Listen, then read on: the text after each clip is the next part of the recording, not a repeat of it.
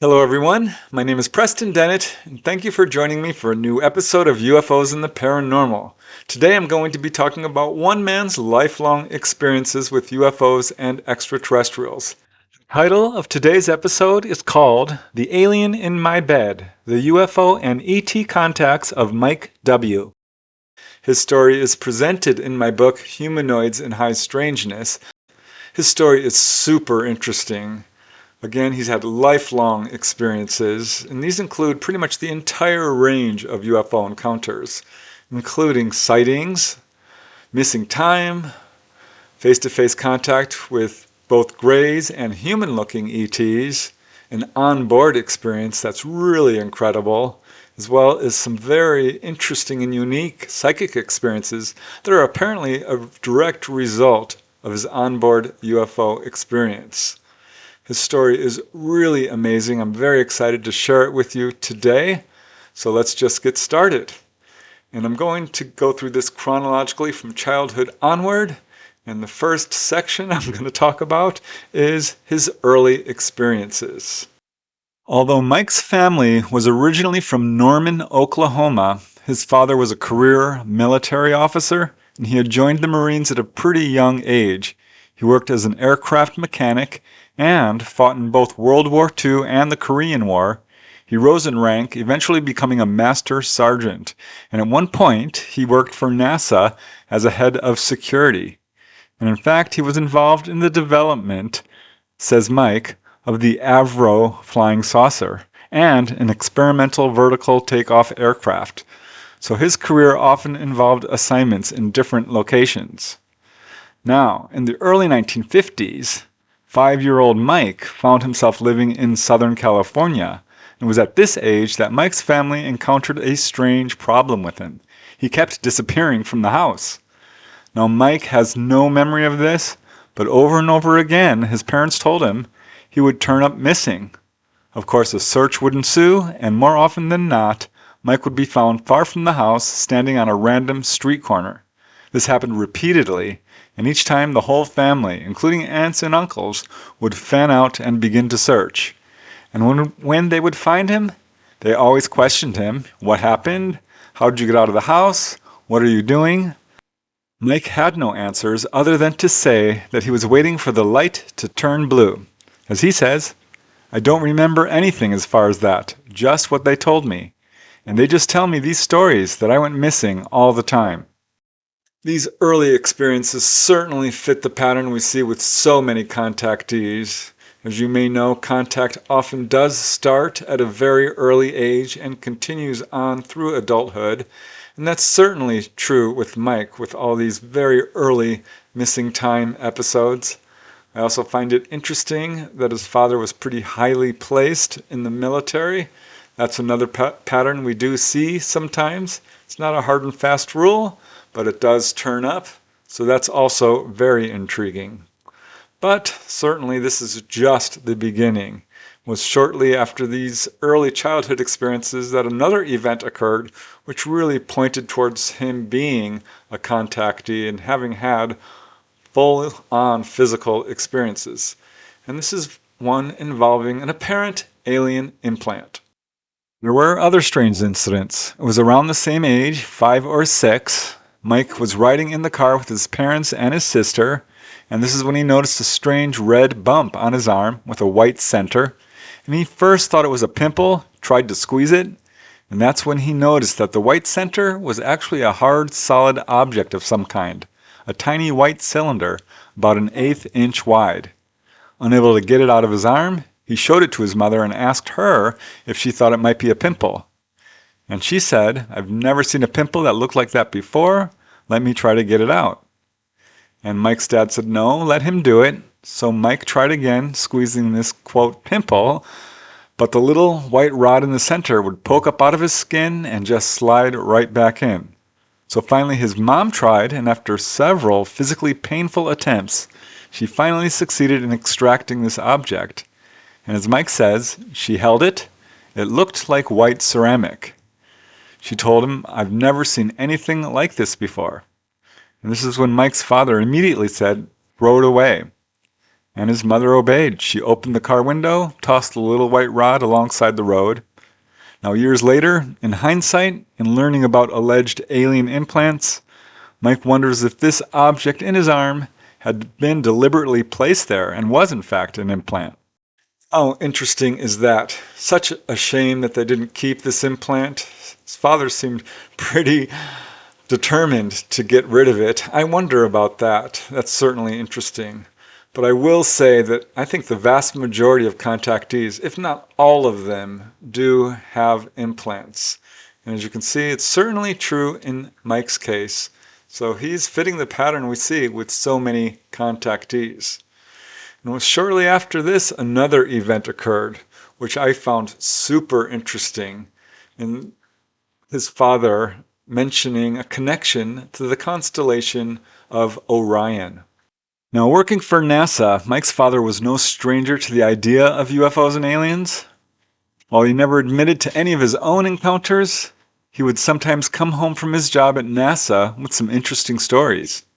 One evening, Mike and his family were standing out in the backyard looking at the stars.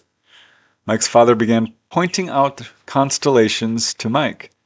And when he got to the constellation of Orion, he told Mike, "Do you see those three little stars?"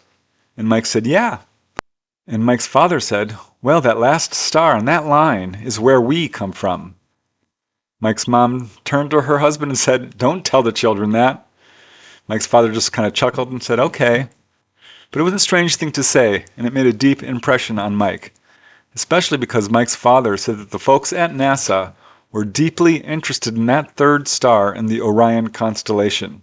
So other than that, Mike's childhood was fairly typical.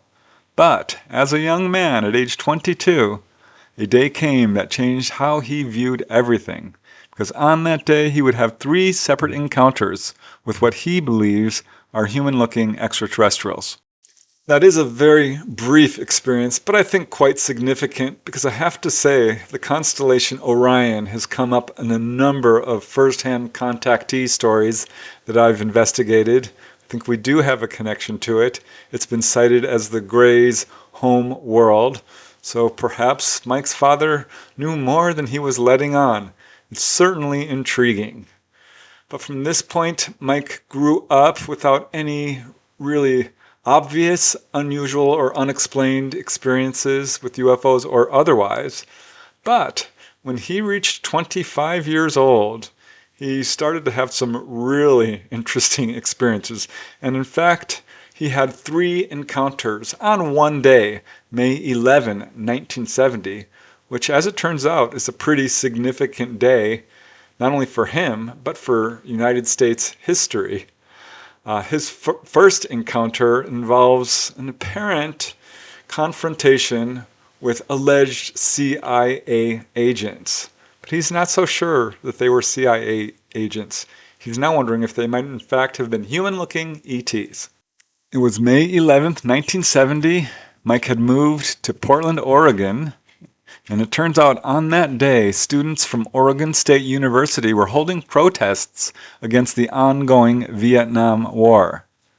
In fact, the students took over the park area, and the protests quickly became violent, and before long they were garnering national headlines. This turned out to be a pretty big deal. Now, Mike wasn't a protester himself, but early that day he was walking in the city near the area of the protests when he saw 2 odd-looking men ahead of him on the sidewalk. He said their appearance was striking. Both were nearly 7 feet tall, had very pale complexions, dark eyes, and were dressed in suits. And furthermore, they appeared to have their gazes fixed on Mike and were walking directly towards him. So Mike thought to himself, uh-oh, these guys want something. At this point, they were about 30 feet away, and as Mike says, I kept walking towards them. I got up to them, they stopped, and I stopped. So at this point, the 2 men stared at him intently, and one of them spoke and said, "You know, we can take you anytime we feel like it." So Mike was taken aback. He said, "What?" He thought to himself, what the hell are these guys talking about? And one of them asked him, "Why are you doing this?" Now this confused Mike, as he says, "I didn't know what they meant. Then I thought, maybe they mean about the protesting. And I explained to them we are trying to bring all the vets back home from Vietnam and stop all the killing and stop all the stupidity. And the man told him kind of menacingly, well, we're CIA. So Mike stared back at them thinking, what the hell? Because these men sure didn't look like CIA agents to him. And in fact, they both looked almost identical. They had large dark eyes, long straight noses, very pale skin. Both were so tall, they looked really weird. He felt like they were just presenting themselves as CIA, but whoever they were, he was not happy about it, and in fact it scared him pretty badly. He knew he had done nothing wrong, certainly not that he was aware of, but it was clear that these guys were somewhat menacing, so not knowing how to react, he just turned and ran. As he says, I just kind of looked at them, took a couple of steps back, turned, and I hauled butt. I ran as fast as I could. And Mike kept running without looking back until he was sure he had lost them. And afterward, he just kind of chalked it up as a bizarre encounter with two very strange men. But little did he know, the strangeness on that day had only just begun. How bizarre is that? The fact that they singled him out, he didn't even know them. The questions that they were asking him certainly do reflect a theme we see in so many ET contact stories, where ETs show a concern about war and aggression and how we treat not only ourselves but each other and this planet. So that certainly fits the pattern there. But again, this was just the beginning of the high strangeness of that day, and this next encounter is off the charts bizarre. I've never heard anything quite like it. Mike is fairly certain that these were human-looking ETs that he met in a public place. And this one is called, this is the second encounter of that day, and I call this one The Aliens at the Bar. So after that encounter with those two men, he went home and later that evening decided to take a walk up Jefferson to where there was a group of businesses, including a movie theater and a bar. It was a great hangout location, something fun to do. But as he arrived, he saw a large crowd of people clustered around the entrance to the bar. As he got closer, he wondered what the excitement was all about. Everyone was facing the bar and had their backs to him. And as Mike says, I noticed that at the back of the crowd there were these two really tall people. They had on brown robes going all the way down to the ground, and on their heads they had these gold hats that looked like Nefertiti's, just like that, except they were a little bit taller. Instead of a flat top, they were slightly convex. And they were standing away from the crowd. So I walked up behind them and I was thinking, who in the heck are these guys? Now these two men were both pretty much identical in appearance, dark eyes, long noses, pale skin. Both stood about 7 feet tall, but with the tall hats looked almost 8 feet tall. According to Mike, they stuck out like sore thumbs, and yet, strangely, no one else seemed to notice them standing there. They were standing side by side, staring at the crowd. But even stranger was what they were doing with their hands. Both had their left arm extended forward in front of them and were holding their palms vertical except for the index finger, which was bent at 90 degrees, pointing towards the crowd and resting on their thumbs. This is somewhat similar to the well-known Gyan Mudra position of the hands used for meditation. Now at that age, Mike was a bit of a mischievous joker, so he sidled up next to the two men and began to imitate their strange posture and hand positions. As he says, I did the same thing without really looking at them. I just stood there like that and looked at them out of the side of my eye and didn't say anything. After a few moments of silence and really wondering who these characters were, he decided to break the silence, and he told them, I really like your hats. The man standing next to him said, thank you, but never wavered his gaze from the crowd. So Mike asked him, what are you doing? And the man replied enigmatically, we're reading their minds. This shocked Mike, and he echoed, you're reading their minds? The man didn't respond, but kept looking straight at the crowd with that really peculiar hand gesture. So this intrigued Mike. He turned and gave him a closer look and said, let me tell you about the crowd. You don't need to do that. He's not sure why he said that, but the man turned and looked at him with slight surprise and said, "We don't?" And Mike said, "No. I'll go find out what's going on and tell you what's happening." And the man said, "You would do that for us?" And Mike said, "Yeah, I'll do it." So at that time, Mike didn't quite make the connection that these could be the very same men he had encountered earlier that day. Perhaps they weren't, but in hindsight, he says they did have the same physical appearance. But now, dressed in robes and those strange gold hats, he was more struck by their odd costume, and in particular these hats. He couldn't tell what they were made of, fabric or metal, but they looked like dull, burnished gold with shiny metal flakes. They fit very snugly over their heads, coming down slightly around the front side of the ears like sideburns. But not only were their clothes odd, so was their appearance. And this time Mike got an even closer look. When the man turned and spoke to him, he could see that these guys' eyes were deep black, from iris to pupil. So they were not only dressed strangely, they looked strange, and even their behavior was odd. As Mike says, "When I turned and looked at them, I got the feeling real deep that these guys were not normal. That was my feeling. And I thought, I'm going to cooperate with these guys, whatever they need, because there's something different about them." So Mike stopped imitating that weird hand gesture and began to make his way into the center of the crowd. Pushing his way to the front, he saw that there were two young men getting ready to fight each other. And to his surprise, he recognized one of them as his friend, a buddy who had just come back from the military service in the army. Without thinking, and being a large, strapping young man himself, he instantly inserted himself into the melee. He turned to his friend's opponent and said, "Hey, that's my friend, and you're not going to do anything to him." So the man turned and focused his aggressions on Mike, and the two began circling each other until someone else shouted, "Stop! The cops are going to come." Of course, the law enforcement was already on high alert due to the riots that had occurred earlier that day. So the two stopped, and the guy said, "Let's take this around back." Mike said, "Fine."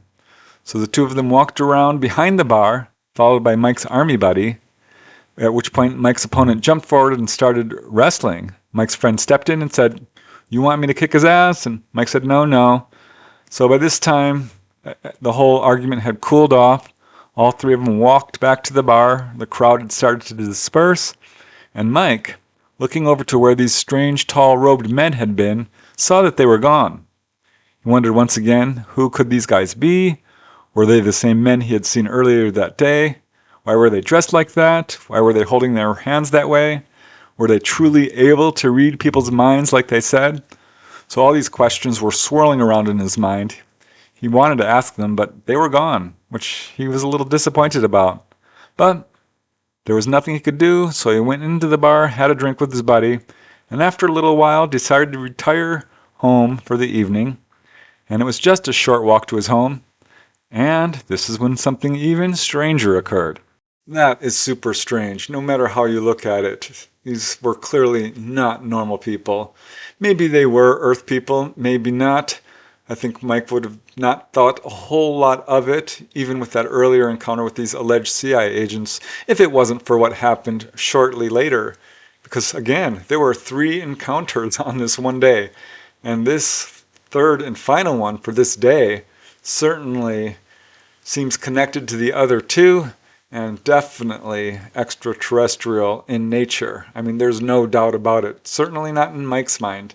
And as you hear his encounter, I think you'll agree, it is very, very strange. Again, this is another type of experience that I've heard somewhat similar accounts, but not quite like this. I call this one encounter number 3, the alien in my bed. Mike was not too far from his home, just walking along the sidewalk. There were a few other people there. It was pretty late when this woman approached him from behind and started walking right next to him. So he turns and looks at this woman and is surprised to see that she's wearing the same type of ankle-length brown robe that the 2 men had been wearing in front of the bar. This woman was of normal height, pretty attractive. She had shoulder-length brown blonde hair, very well kept. Mike couldn't see much of her body beneath the robe, but she was very pretty. He was a bit puzzled as to why she was staring at him. And then she said something that really caught him off guard. In a calm and assertive voice, she said, "I need to have sex with you." Now Mike's a young man. He eyed her up and down, thinking, wow, this is really my night. And he said, sure. So she wordlessly followed him home. Mike led her into the bedroom and showed her the bed.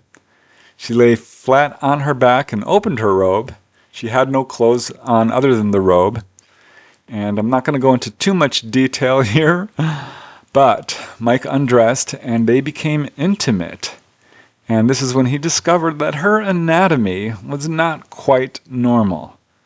I go into much more detail on this in the book, but I'll just leave it there. And despite this, he was already in the heat of passion, and they became intimate. And this is when she started communicating telepathically with him. This also caught him off guard. She was starting to give him instructions on how to be intimate with her. So this was really curious to him, but he followed her instructions. He said she acted very strangely. When he kissed her, she would make this cooing sound like a pigeon makes, sort of a trill. And he said her skin was not normal either. As he says, when I kissed her on the neck, her skin was almost rubbery. I want to say rubbery, not like skin. It was just weird. So after they had been intimate, she got off the bed and started to walk out the room. As Mike says, no words were exchanged. She walked to the door. Then she paused and looked back at me. She just stood there looking, staring at me. And I thought she was trying to tell me something. Now this is when something really strange happened. Mike had a very brief impression that this woman's appearance was being somewhat cloaked, and that she actually didn't have hair but was bald. As he says, I don't remember seeing hair. It was just like a bare head. And then she just turned and walked out. So Mike has no idea why at this point he didn't jump off the bed, show her out of his house, or follow her to see where she went. Instead, he just lay there and went to sleep, and he never heard nor saw her again. But the next day, after he thought about everything that had happened, he really began to wonder.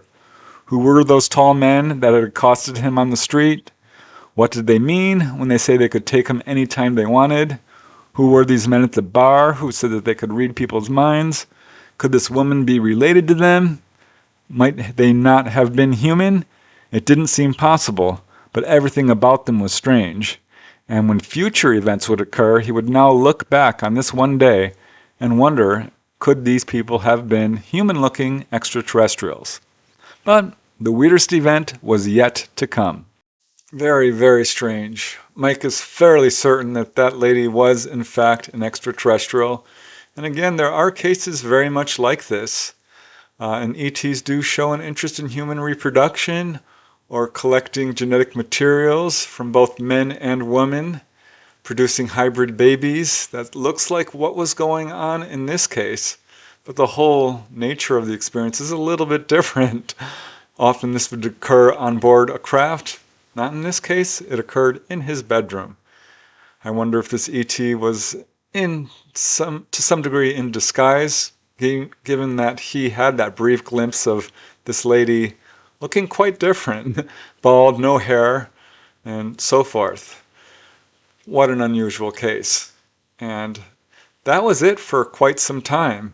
It wasn't until many years later, when he was in his 40s, that he had another encounter, and this one was definitely his closest of all his encounters. He was actually taken on board. It's an incredible story, very detailed, and he was able to recall it fully consciously, and it began with a sighting. This event began with an incredible UFO sighting. It was a beautiful, clear night in 1988, he estimates. This is in the San Francisco Bay area of Northern California. Mike, now about age 39, had decided to travel up into the foothills of the nearby mountains to test out his ham radio. And he knew a perfect spot. There was a little pullout off Skyline Boulevard. You can see it here. It overlooks the city, is very high in altitude to provide clear radio reception. It was a pretty popular spot among the locals, who called it the logs. It was an open location, mostly rural, lots of woods around. There was a small housing development not too far away. Mike had been interested in ham radios for many years. He had been to this location before and knew he would be able to reach people at great distances. So he took his Jeep up there, arrived around 11 p.m., and began to search for someone to talk to. He immediately reached somebody, began a conversation. Turned out this man that he was talking to on the radio was not too far away at Mount Diablo, which was in direct sightline of Mike's location on the other side of San Francisco Bay. So Mike sat in his Jeep talking, and this is when he noticed a bright illumination coming from behind his Jeep. He first thought it was another car pulling in, but when this light remained and no other car appeared, he started to become curious. He told the man on the radio to hang on a moment. Now there's a small hill behind Mike which rises about 75 feet above the road. Mike got out of his Jeep, turned to investigate the source of this light. And as Mike says, this bright light just lit up the whole area. I looked up, and here is this craft just above the hill. It had to be at least 100, 150 feet across. It was this gigantic craft, and it had two light beams coming down from the bottom. So you can see Mike's illustration of this craft that he saw. And as soon as he sees this, he knows that there's an oppressive silence over the entire area. The craft was making no sound, but all the animal noises ceased as well. The craft itself was oval-shaped, had a metallic dark blue-gray color, no real reflection that he could see, was featureless except for the bottom, which had two massive rectangular panels side by side, and each panel seemed to be covered with what looked to Mike like thick, transparent, crystal-like windows. And behind these, he could see rows of small, inverted, white pyramidal shapes. And looking at them, it looked like there was about 24 pyramids, 4 across, 6 wide, a total of 48, and each pyramid had a small glowing ball of what looked like plasma to him at the very tip. Now 2 smoky beams of blue-white light were shining down from these windows, conforming exactly to the same rectangular shape, but fanning out slightly as they illuminated the hilltop below. And this craft was no more than 75 feet away and moving at a snail's pace over the hilltop. So Mike stared in awe. It was immediately obvious to him this was not anything normal. He thought to himself, I'm seeing something really, really different. What the heck? And as Mike says, I had no fear. My astonishment was at such a high level that there was no fear. I'm looking at this thing and I'm thinking, oh my God, what is this? Wow. I was just mesmerized. I wasn't scared. I was more interested in what this was. This craft was so enormous and these beams of light were so bright that Mike figured somebody else had to be seeing this thing. So he dashed back to his Jeep, picked up his radio, and contacted this man he was talking to over on Mount Diablo, told him what he was seeing, and asked this man if he could see anything. So the man agreed to look, and a few moments later called Mike back and said, yeah, I see it, I see it. And Mike said, dude, I'm right under that thing. So the guy was really impressed. He's like, wow, I see it.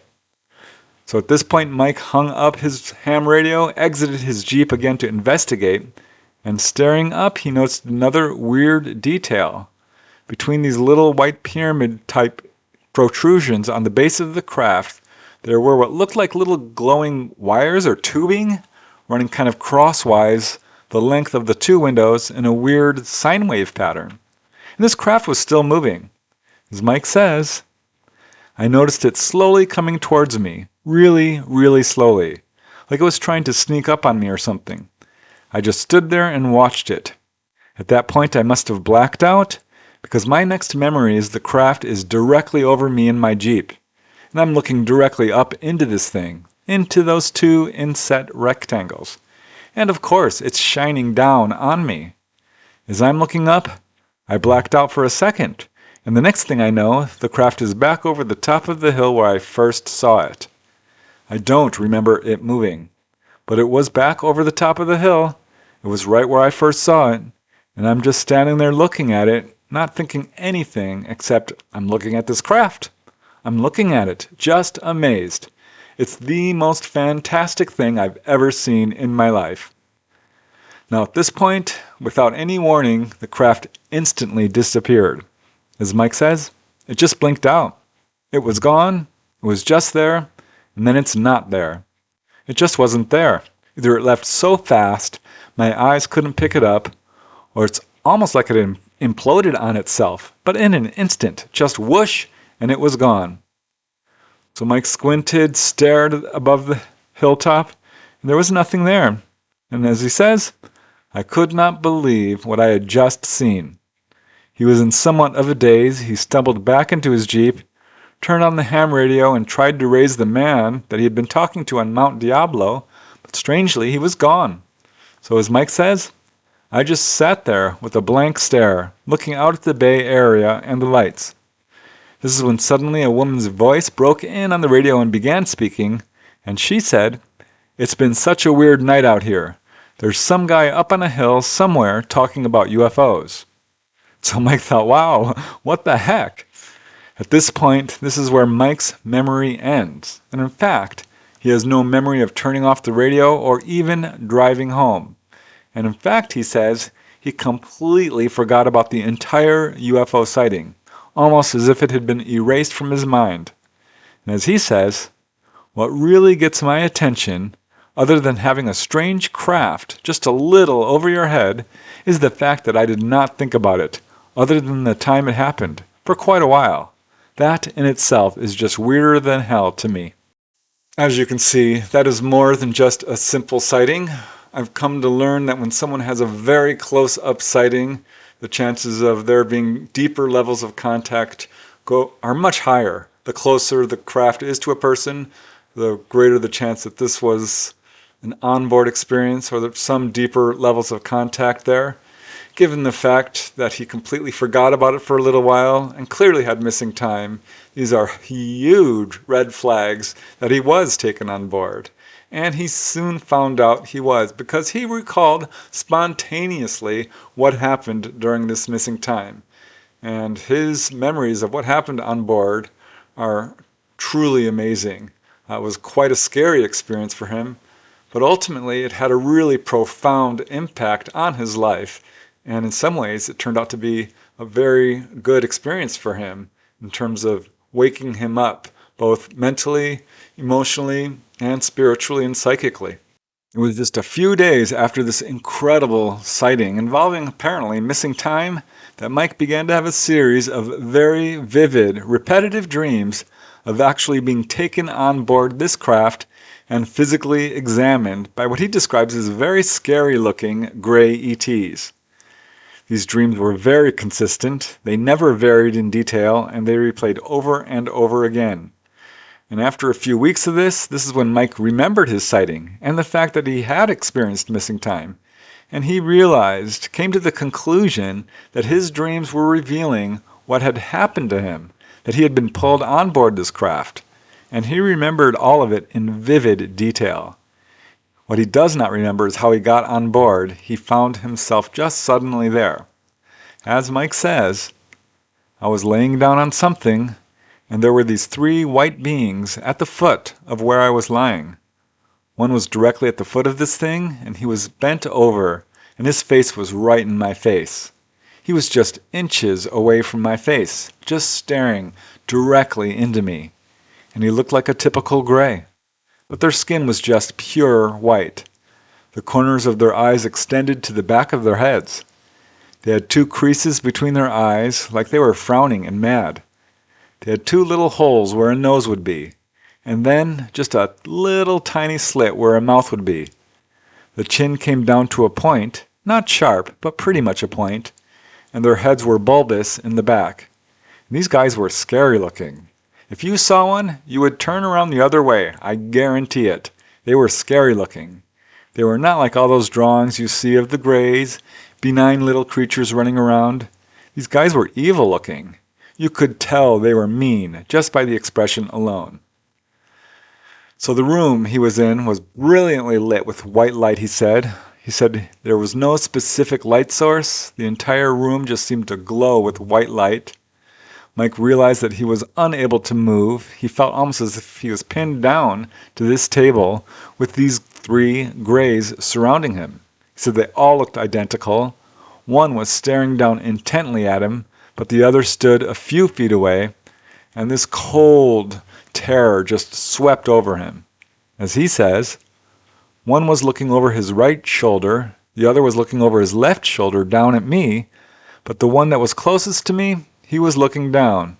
He turned his head to the right, then he turned back at me, and I got this sense that this creature could look at me in a way that was in such depth, it scared me to death, and I started struggling.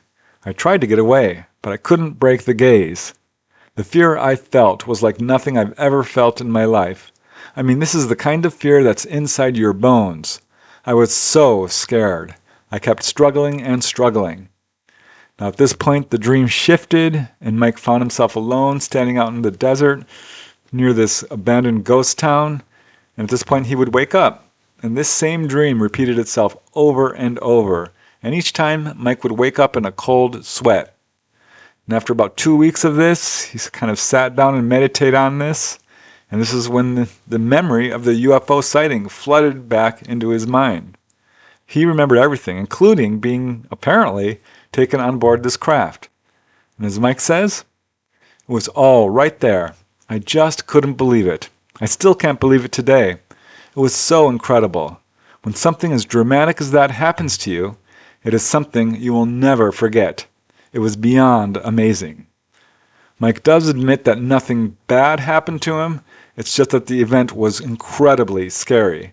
I'd like to play for you a brief audio segment of my interview with him where he describes a little bit of this onboard experience and these grays.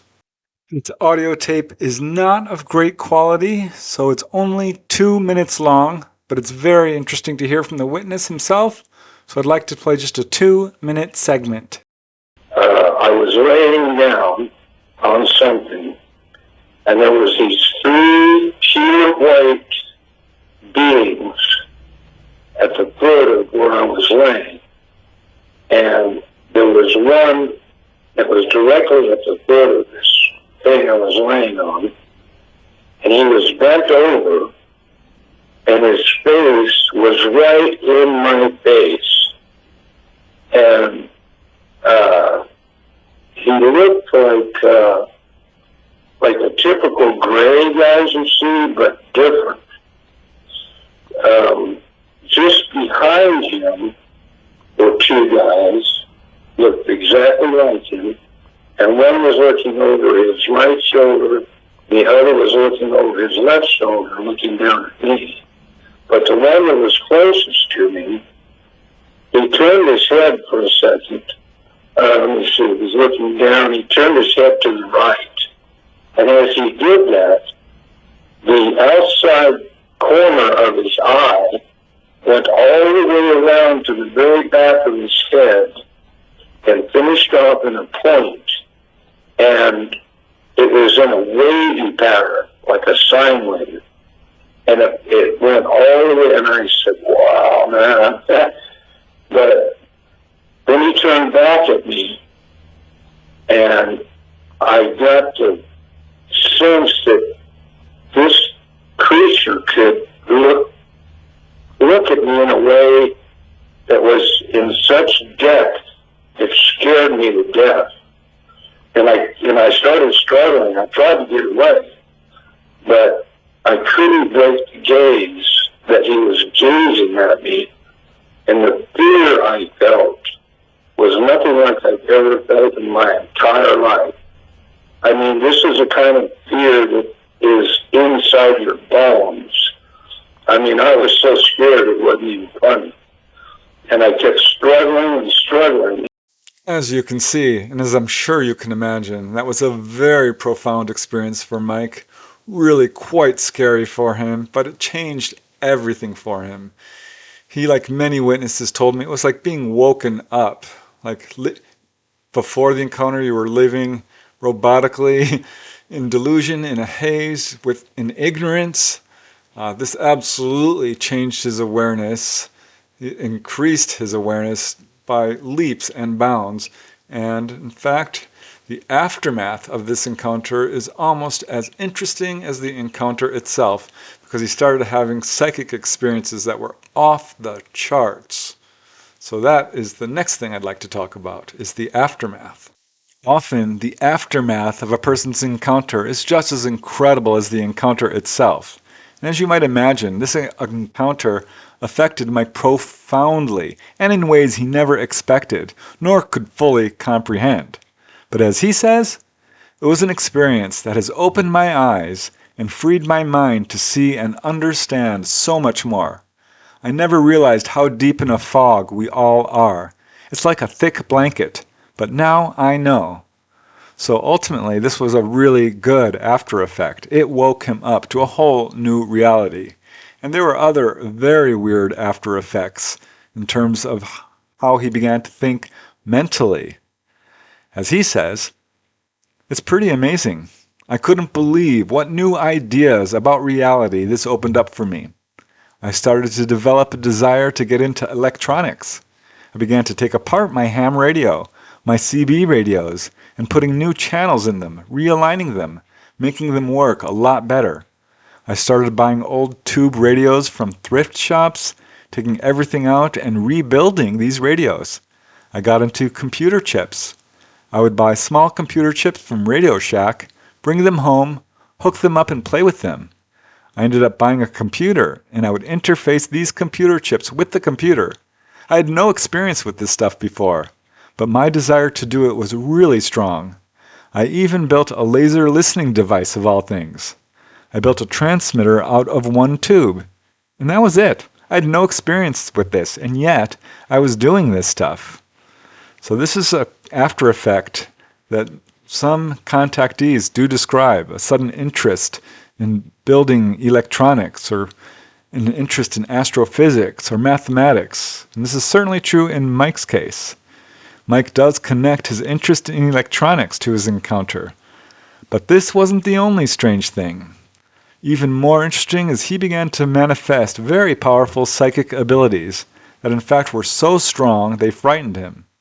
As Mike says, I could sense people in a way that I never could before. I could look at them and actually see who they are. How the hell do I put this? I could see their character. No matter what face they presented to me, I could see how they really are.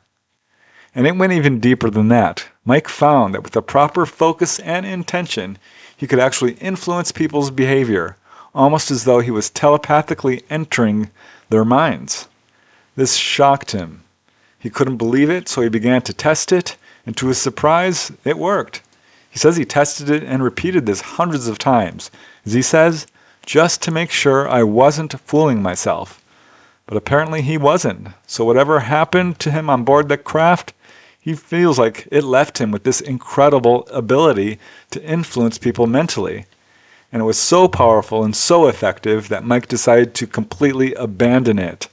As he says, I don't like the idea of being able to do that. It's not right, and I haven't done it since. He did continue to work with electronics. He continued to explore the UFO subject, but he did keep his UFO experience completely private, kept it secret for years. Finally, he did share it with a few friends, but even then, he felt uncomfortable about it.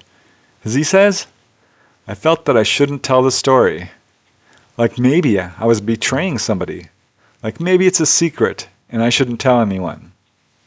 But as the years passed, this feeling became less.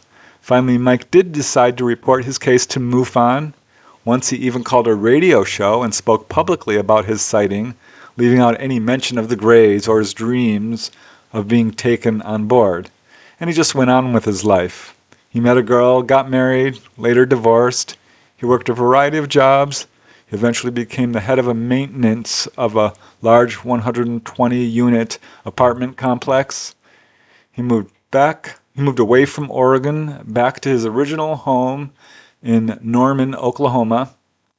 And his encounters weren't over yet. In 1999, he was taking a lunch break when he saw what looked like an 8-foot wide metallic sphere moving very fast in front of him at just above treetop level, slightly off in the distance. He said it was copper colored with yellowish bronze tints, almost had a weathered, dirty appearance. So he had someone with him and shouted out to his coworker, his friend, "Look!" And his friend replied, "Wow, what is that? That must be something NASA has," which caused Mike to burst into laughter. And he said, "Man, NASA does not have stuff like that."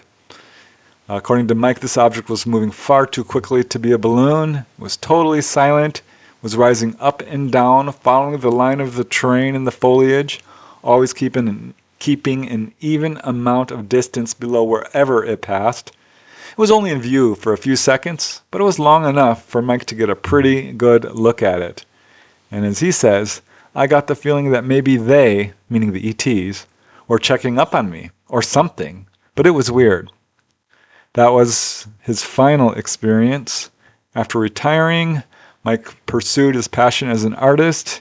He made the drawings of the ETs and three-dimensional representations of the strange craft he had seen. He's still searching for answers. He's now approaching his 80s, but as he says, because of what happened, I have never stopped trying to see if anyone else has had this happen. So those are Mike's experiences, and as you can see, they are amazing. His lifelong contact story is, again, in some ways pretty typical, but in some ways unique.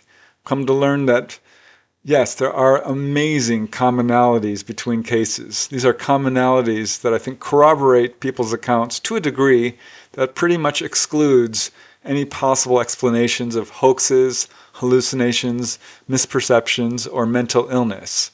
There's just no way people can be describing these same exact details unless these events are actually happening.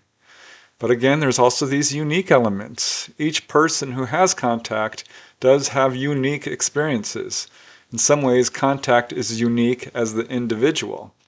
So I think each contact story does have something to teach us. Each one adds to our knowledge of what's going on here. And Mike's story is, I think, an important contribution to our understanding of this field. Again, his story is told in my book, Humanoids in High Strangeness. It's in quite a bit more detail. Again, he did allow me to use his full name, so I hope you do get a chance to check it out, because there were some parts of his story that I kind of had to censor out because it's very graphic, and I go into much more explicit detail in the book than I was able to do in this video. But either way, I hope you've enjoyed this episode. I love doing this research. I think this subject is endlessly fascinating. I think it's crucially important to all humanity. We all deserve to know the truth. I think at some point we are going to have disclosure. Don't think our governments are going to willingly do it. I don't think they'll ever be truthful and transparent, certainly not voluntarily. But I think, again, and I've said this before, disclosure is inevitable for one simple reason. Because UFOs are real. Because people have been visited by extraterrestrials. And you can ignore the truth. You can distort it. You can lie about it. You can ignore it. But you can never destroy it. Truth is truth, and truth will survive. And I also think it's inevitable that one day, and this could be decades from now, who knows when, but humanity will grow up, and we will have open official contact with ETs. Who knows how this will occur? It could be an existential event of some kind. We will see, but I think our future proves to be very interesting no matter what happens. So until then, thank you for watching. I truly appreciate it. It's because of you guys I do this research and I'm putting out these episodes. So thank you, thank you, thank you. And until next time, keep asking those hard questions. It's up to you. Keep searching for the truth. I think all of us have an obligation to travel down that pathway towards wisdom and spiritual enlightenment. But most important of all, keep having fun. I will see you next episode. Goodbye for now.